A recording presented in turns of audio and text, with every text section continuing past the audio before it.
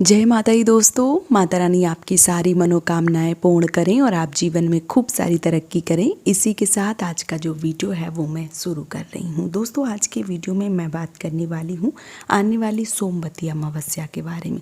साल 2024 में सितंबर के महीने में 2 सितंबर को दिन सोमवार को सोमवती अमावस्या जो है वो मनाई जाएगी। ऐसे में बहुत सारी ऐसी बहनें जो सोमवती अमावस्या का व्रत भी करती थी, फेरी भी लगाती थी, लेकिन किसी कारणवश इस वर्ष वो नहीं कर पा रही हैं। क्यों? क्योंकि वो मासिक धर्म या रजस्वला धर्म से गुजर रही हैं। ऐसे में उनको समझ में नहीं आ रहा है कि वो जो सोमवती अमावस्या है वो कैसे करें, फेरी या परिक्रमा लगाएं, पूजा करें, व्रत रखें या ना रखें, क्या करें, कैसे करें। तो आज का जो वीडियो है वो इसी टॉपिक पे होने वाला है और आपको इस वीडियो से में संपूर्ण जानकारी मिल जाएगी। और आप अगर सोमवती अमावस्या का व्रत रखते हैं, पूजा करते हैं या फेरी लगाते हैं तो आपको दुविधा जैसी कोई चीज़ जो है वो आपके मन में नहीं रहेगी। तो चलिए शुरू करते हैं आज का वीडियो और बता देती हूँ आपको सोमवती अमावस्या में पीरियड्स के बारे में संपूर्ण जानकारी। तो देखिए, अगर आप व्रत करते हैं सोमवती अमावस्या का और करते चले आ रहे हैं, लेकिन इस वर्ष पीरियड के कारण आप नहीं कर पा रहे हैं, तो आपको व्रत नहीं छोड़नी है, व्रत आपको करना है। व्रत करने में कोई दिक्कत जो है वो नहीं है। आप मानस पूजा, मानसिक पूजा दूर से बैठ के भगवान को प्रणाम करके और दूर से ही सारी पूजा जो है वो अपने मन में कर सकते हैं। सोच सकते हैं कि प्रभु मैंने ये चढ़ा दिया आपका, आपकी पूजा जो है वो मैंने इस प्रकार से कर ली, फेरी इस प्रकार से लगा ली। तो आप मानसिक पूजा जो है वो कर सकते हैं, लेकिन व्रत जो है व्रत आपको नहीं छोड़ना है। यदि आप व्रत रखते थे तो, यदि आप व्रत नहीं रखते थे, सिर्फ और सिर्फ फेरी या परिक्रमा जो है वो लगाते थे, तो आपको ऐसी अवस्था में फेरी या परिक्रमा जो है वो नहीं लगाना चाहिए। देखिए, जो रजस वाला धर्म है या जो पीरियड्स मासिक धर्म है उसको बहुत ज़्यादा हो हवा जो है वो बनाने की कोशिश ना करें, बहुत ज़्यादा ना सोचें, क्योंकि ये प्राकृतिक जो है वो नियम है, एकदम से नेचुरल है, इसको आना ही आना है। इसलिए आपको बहुत ज़्यादा परेशान जो है वो होने की ज़रूरत नहीं है। आपको व्रत करना है, व्रत नहीं छोड़ना है, लेकिन आपको फेरी या परिक्रमा या पूजा जो है वो नहीं करनी है। लेकिन कई बार बहनों के ये प्रश्न आते हैं कि जैसे व्रत है वो हम नहीं करते थे, सिर्फ और सिर्फ फेरी या परिक्रमा लगाते थे, तो अभी क्या करें, पीरियड्स आ गया। तो कुछ नहीं करना है, आपको स्नान कर लें आप और एक जगह एक ऐसे स्थान पर बैठ जाएं जहाँ से आपको भगवान जो है वो दिखें, या तुलसी माता दिखें, या आपके जो भगवान है वो दिखें।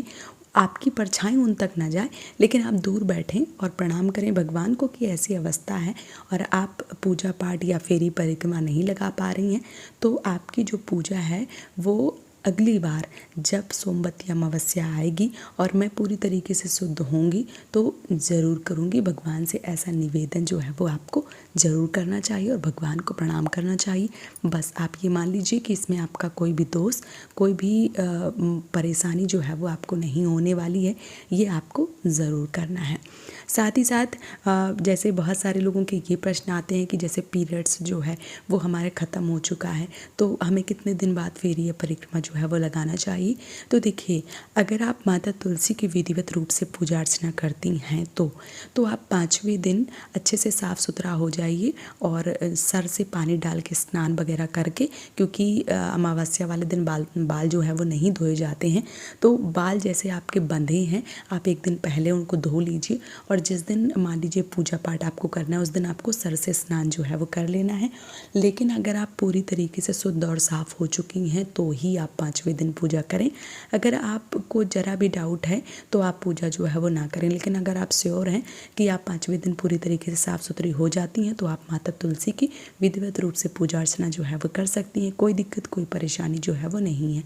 लेकिन अगर आप भगवान शिव की और जो पीपल के वृक्ष की पूजा करती हैं तो आपको 7वें दिन आप पूरी तरीके से साफ़ सुथरी हो जाती हैं, क्योंकि देव की पूजा 7 दिन में और देवी की पूजा जो है वो 5 दिन में। वैसे मैं आपको बता दूं, रजस्वला या मासिक धर्म का 3 दिन का उल्लेख जो है वो आपको मिलता है।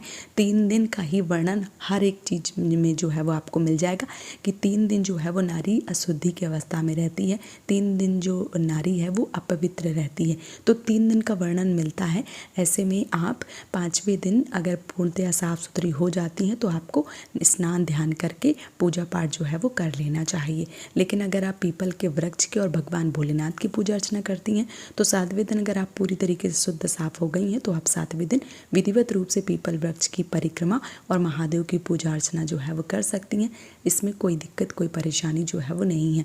कई बार बहनों के ये भी प्रश्न आते हैं कि दीदी मेरा चौथा दिन है या मेरा छठवां दिन है और हमारा साफ़ हो जाता है 2 दिन में ही, ये वो बहुत सारे प्रश्न आते हैं, तो क्या कर लूँ? तो देखिए वो आपके ऊपर है। अगर आप पूर्णतः साफ़ सुथरी हो जाती हैं तो फिर आपको कर लेना चाहिए। लेकिन अगर आपको ज़रा भी डाउट रहता है तो फिर ऐसे में किसी भी भगवान को, किसी भी देवी को स्पर्श जो है वो नहीं करना चाहिए।